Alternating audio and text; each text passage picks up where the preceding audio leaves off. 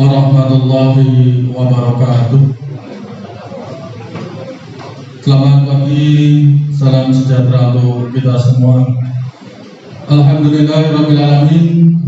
Wassalatu wassalamu ala asrofil mursalin Sayyidina Muhammadin wa ala alihi wa sahbihi ajma'in, amma ba'du.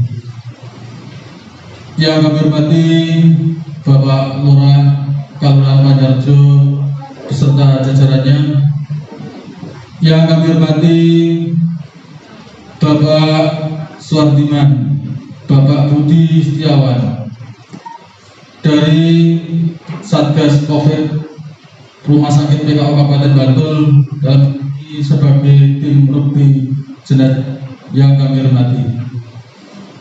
Yang kami hormati Bapak Kaum Rois, Bapak Prodekon, dan juga Bapak Ibu anggota Forum Pengurangan Risiko Bencana, Bapak Ibu Satgas Covid Kelurahan Panjarjo, dan Bapak Ibu hadirin sekalian yang tidak bisa kami sebutkan satu persatu yang berbahagia.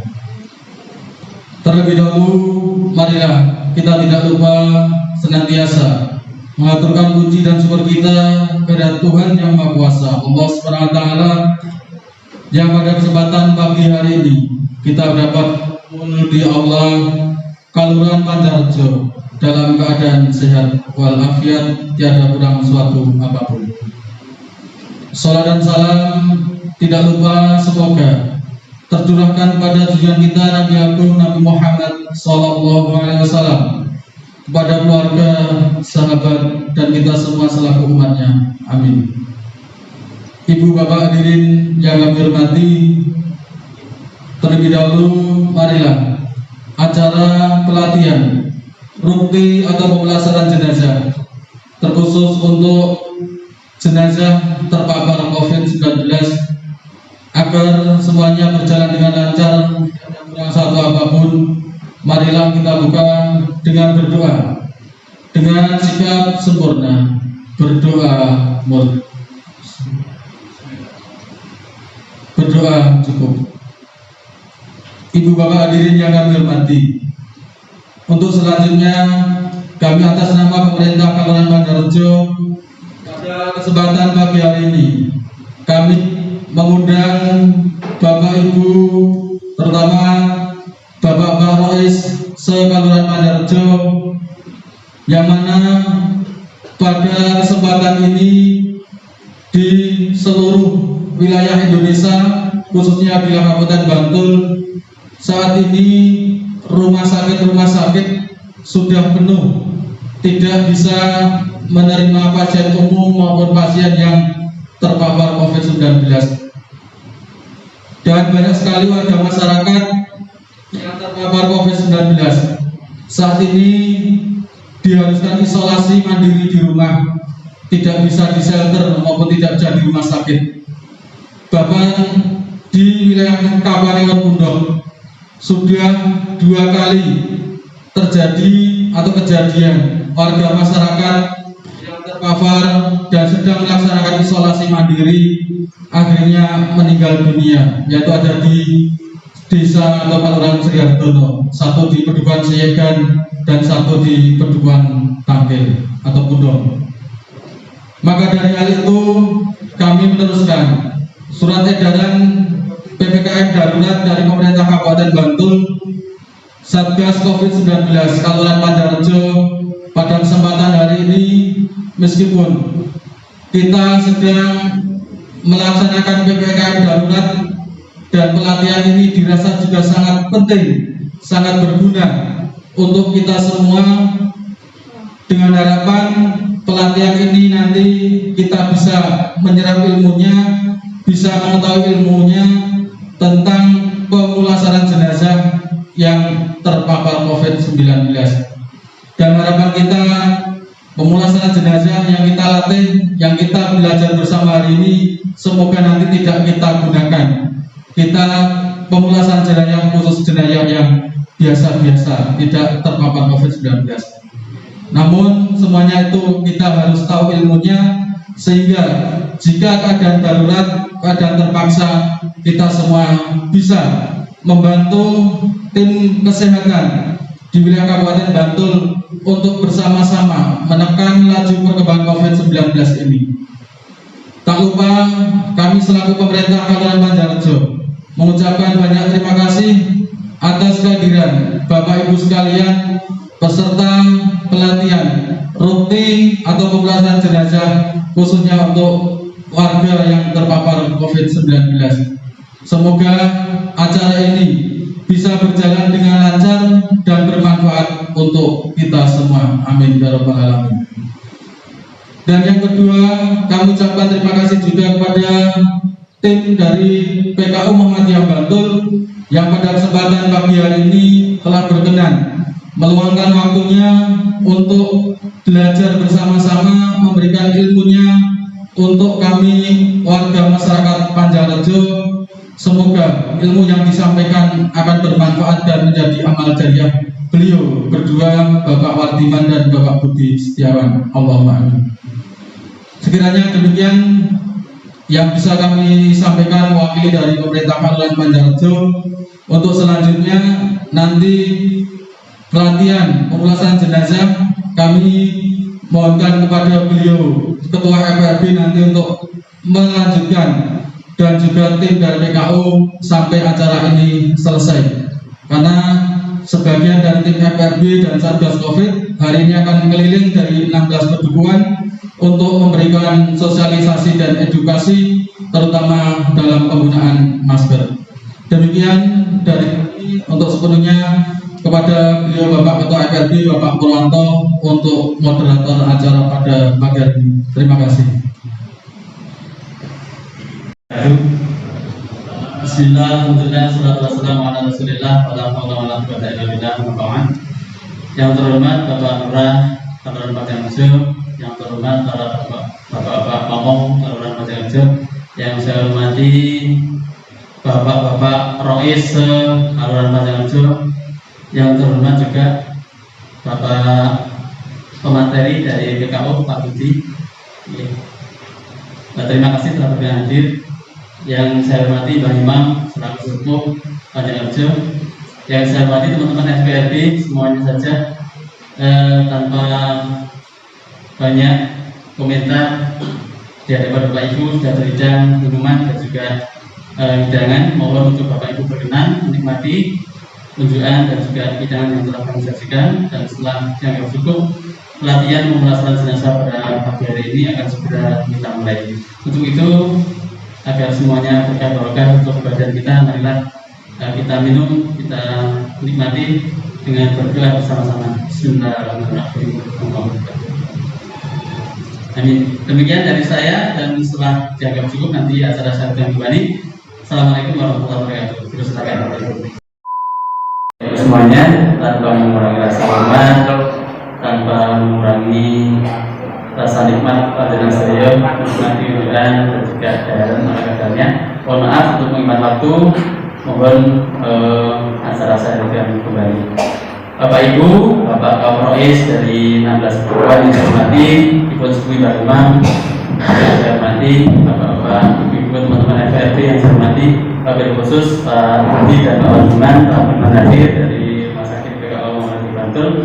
Pada kesempatan pagi hari ini akan memberikan pelatihan kepada kita semua. Mohon nanti Bapak Ibu berkenan untuk menyimak dengan sebaik-baiknya agar nanti semua ilmu yang diberikan bisa kita serap dengan baik.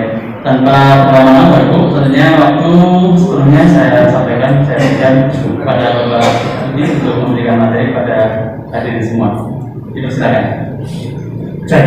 Baik, terima kasih. Assalamualaikum warahmatullahi wabarakatuh.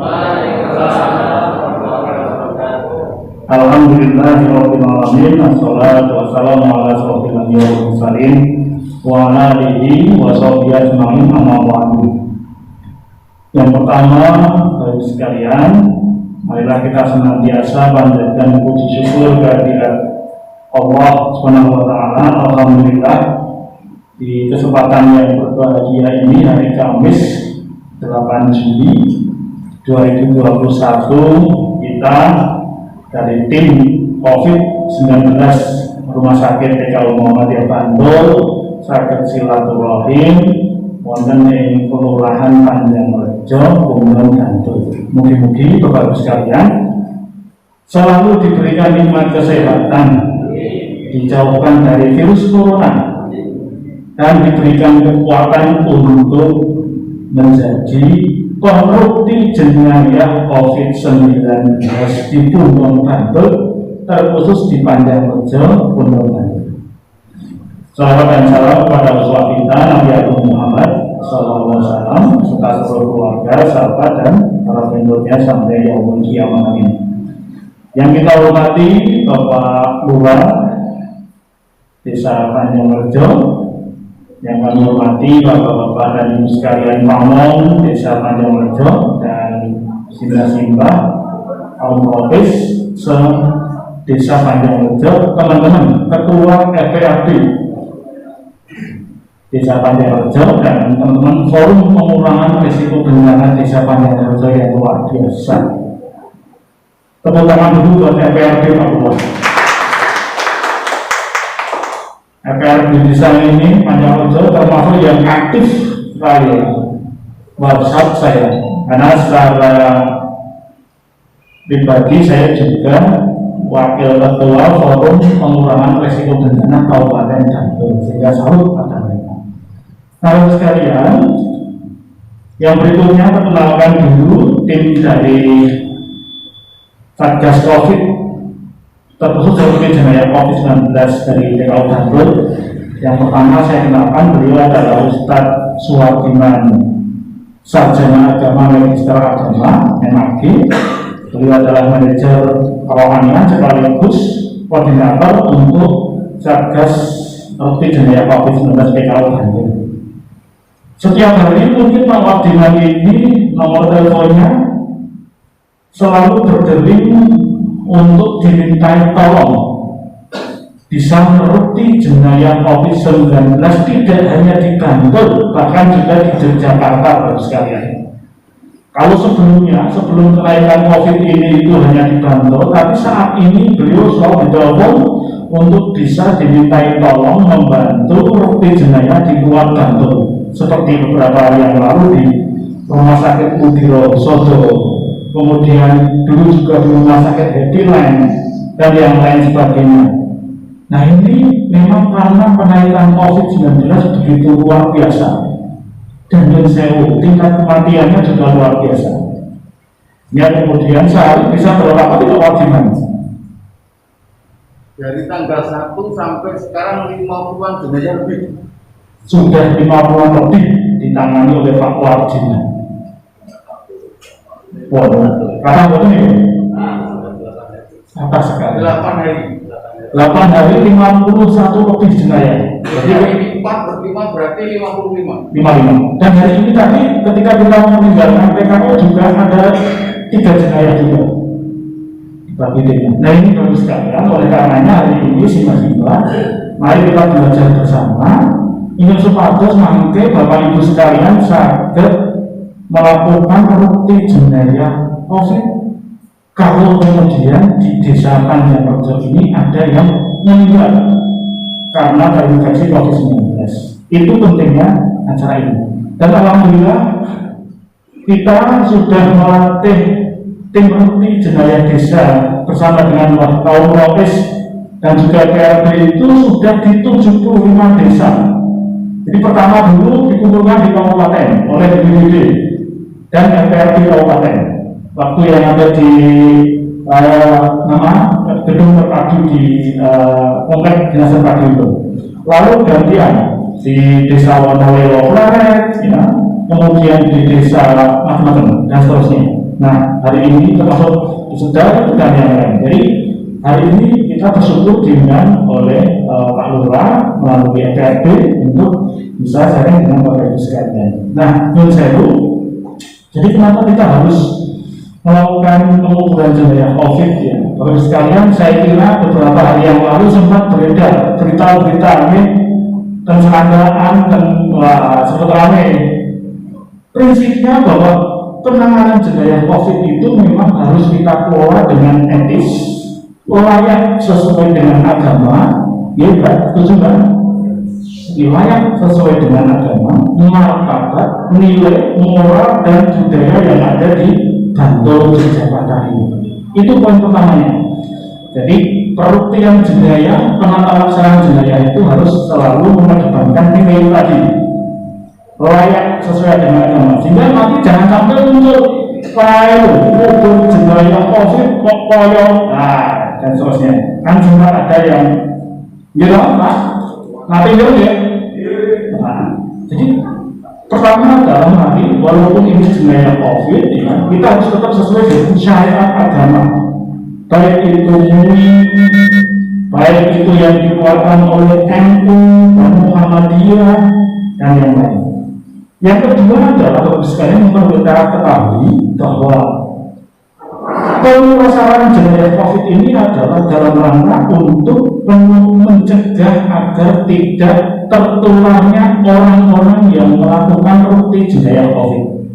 Nah, sehingga nanti ada protokolnya yang menggunakan yang ikut melakukan rutin pencucian jenayah juga menggunakan APD. Ini kalau APD-nya macam-macam ini, ada baju hazmat, masker dan sebagainya. Ini dalam rangka untuk mencegah tidak terinfeksinya orang-orang yang melakukan rutin jenayah COVID-19. Yang berikutnya adalah Bapak sekalian, lalu siapa yang kemudian kita nilai ini jenayah COVID, nopo karena masuk angin duduk, nopo karena ini lorong untung dan yang lain. Jadi dikatakan sebagai jenayah COVID kalau yang pertama Bapak Ibu sekalian itu jenayah ini meninggal karena menunggu hasil swab yang belum keluar. Jadi misalnya ini Pak Paijo di swab dan dipanggil ke puskesmas atau rumah sakit, langsung mundur ke dalam. Ketika di rumah Pak Paijo ini meninggal dunia, hasil swabnya belum keluar, maka Pak Paijo ini di dalam protokol kesehatan itu harus dilakukan peruktian jenayah sesuai protokol COVID-19 karena hasil swabnya belum keluar. Untuk jaga-jaga, ya nek positif, ya. Kalau negatif ya nggak apa-apa. Jadi nanti kalau kemudian jenayah ini hasil swabnya pun dikubur kok jenayahnya hasilnya negatif ya nggak apa-apa. Inilah pentingnya Pak Mbah Kapolres memberikan pemahaman kepada keluarga. Jadi tetap disyukuri. Itu yang pertama. Yang kedua adalah sudah pasti COVID-19 hasil swab, PCR swab itu ya, kalau swab antigen positif, langsung mundur ke dalam, isolasi di rumah, meninggal dunia, maka protokol COVID-19. Itu kira-kira 2 poin jenayah itu nanti kita rutin protokol COVID-19. Nah, kenapa kemudian Bapak Insewu, kenapa harus kita bukti dengan protokol kesehatan? Karena satu, bahwa jenayah ini masih berpotensi menularkan virus COVID-19. Mulai sekarang virus ini Pak. Jadi virus saat ini itu jadinya virus varian Delta. Varian Delta itu gampang nular, gampang nyebar. Insewu, ini kalau kita buka masker bertapatan ngobrol. Misalnya Pak Meja ini ngobrol tetapan, sing setunggal ternyata kena COVID, OTG tanpa gejala, ngendiko keluar. Itu Bapak di depannya kalau hanya bertemu walaupun 5 menit sudah bisa terkena COVID-19. Saking gampangnya virus itu menularkan pada orang lain. Jadi kita khawatir kalau di jenayah meninggal tanpa kita bukti dengan protokol COVID bisa mulai kaum rois atau keluarganya. Itu yang kita harus hati-hati. Karena apa? Karena penularannya hanya dari percikan tadi. Dan jenayah itu ketika meninggal mengeluarkan gas yang nanti bisa kemudian terpercik ke dalam diri kita. Jadi itu kenapa kita harus pakai protokol COVID. Rajin persiapannya. Pertama, kesiapan sarana dan prasarana. Jadi termasuk sarana prasarana itu nomor kayu kafan, alat penyemprotan ini ya, untuk mencucikan, pengganti dari air. Kemudian ada APD, ini yang lengkap ya, hazmat ya. APD ada sepatu, ini mas, sepatu boot. Nah ini sepatu boot, mas ditanya mas, dikenali sepatu boot, ini mas, ini alatnya. Kemudian ada baju hazmat, ya, baju hazmat. Nah ini baju hazmatnya ini baju hazmatnya. Lalu ada maskernya, ya itu masker. Kemudian ada sarung tangan, ya sarung tangan, kacamatanya,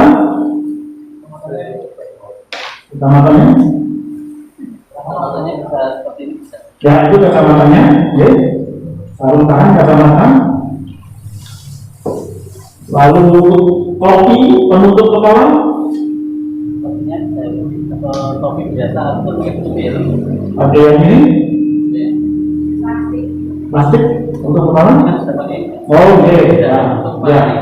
Jadi ini nah kira-kira ini kelengkapan alat yang bisa kita gunakan untuk melakukan rukun jenayah COVID-19 di rumah. Nanti maskernya 3 lapis dan seterusnya nanti dipraktekkan dengan Ustaz Suwardiman. Jadi simbah-simbah satu semacam alat-alat yang kita gunakan untuk melakukan rukun jenayah. Nek riyen sak derenge pandemi namung sing penting nganggo praktis, ampun ya Pak. Ampun, nek sakniki lengkap kan. Kinten-kinten menawi simbah pakai ngadem masker 2 lapis 3 lapis betah mboten Pak?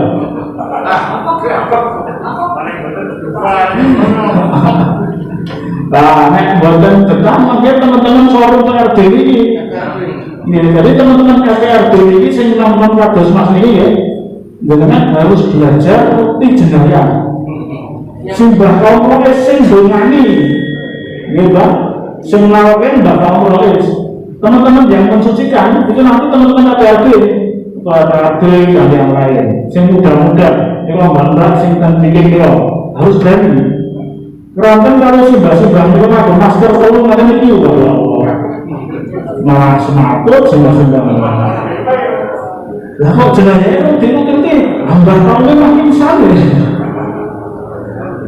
Nah, nanti diajari Pak Wadiman. Jadi yang muda-muda dari PRD harus bisa rutin. Nanti Mbak Kongres yang mengani, saya menyolake. Jadi itu harus ada sholat jenayah. Karena jenayah COVID itu, melaksanakan jenayah itu adalah fardu kifayah. Jadi harus ada yang mensholatnya.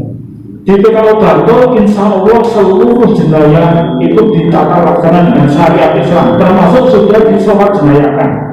Sehingga kalau jenayah keluar dari PKU Bantul itu insya Allah pun betul kewajiban sholat jenayah. Konten saking rumah sakit lain ya, sudah keluar, sudah mau dimakamkan, takon pada ini walaupun disolatkan dari ini, ada kalau di PKU Bantul, insya Allah di PKU sudah disolatkan. Jadi gugurlah kewajiban untuk sholat jenayah. Kalau di PKU sholat jenayah nanti ada caranya, Pak Wadiman nanti yang akan terangkan. Jadi persiapan sarana-prasarana di PKU sedangkan alat perlindungan diri dan tim pemulacaraan jenayah. Saya usul timnya melibatkan EPRD yang kali Mbak Kaum Rois. Jadi timnya ada dari Mbak Kaum Rois kali EPRD. Yang mencucikan rutin nanti teman-teman dari EPRD. Karena kan harus pakai masker, pakai hazmat sebagainya. Pesakit yang Mbak Kaum tinggal berani. Yang penting Mbak Kaum maskeran juga. Oke, ini sudah. Lalu kemudian sarana berikutnya adalah alat untuk disinfektan jenayah dan kantong jenayah dan sebagainya. Ini sudah ada di sini. Jadi ini diangkat mas. Mana sini mas? Oh ini. Ya nanti disemprotkan nanti. Nah ini cairannya adalah cair disinfektan yang mengandung antiseptik, kemudian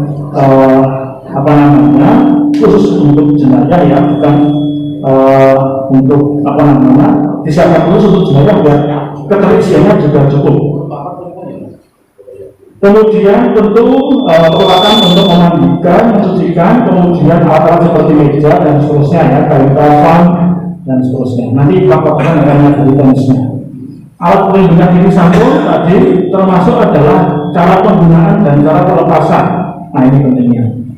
Cara penggunaan mana? Sudah terbiasa lah ya, kan sudah dilatih ya, teman-teman sudah dilatih oleh DJD. Cara penggunaan APD, mana yang pertama dulu, mana yang terakhir dulu. Termasuk pelepasannya juga harus betul, biar tidak terpapar COVID-19.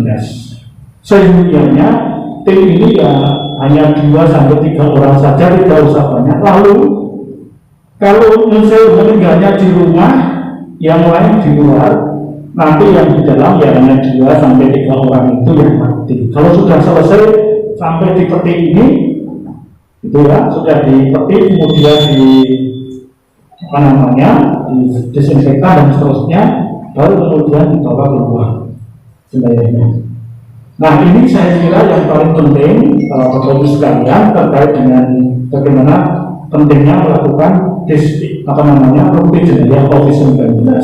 Insya Allah rukti ini sesuai dengan syariat Islam yang telah ditetapkan oleh MUI, juga oleh NU, juga oleh Muhammadiyah dan yang lain. Sehingga Bapak Ibu sekalian, kalau sampai ada yang mengatakan bahwa penanganan jenazah COVID kaya apa, itu insya Allah tidak. Jadi insya Allah sudah dengan syariat. Baik, saya kira demikian, dan berikutnya mari kita praktek bersama dengan Ustadz Suwardiman. Bapak Ibu, kita simak betul, nanti silahkan tanya betul sampai teman-teman LPRB dan juga Pak Bapak itu paham betul, karena jenazah COVID dengan non-COVID itu berbeda. Baik, terima kasih saya kira pengantar saya, dan berikutnya Pak Suwardiman akan menyampaikan. Sebelumnya, apakah ada yang mau ditanyakan? Monggo.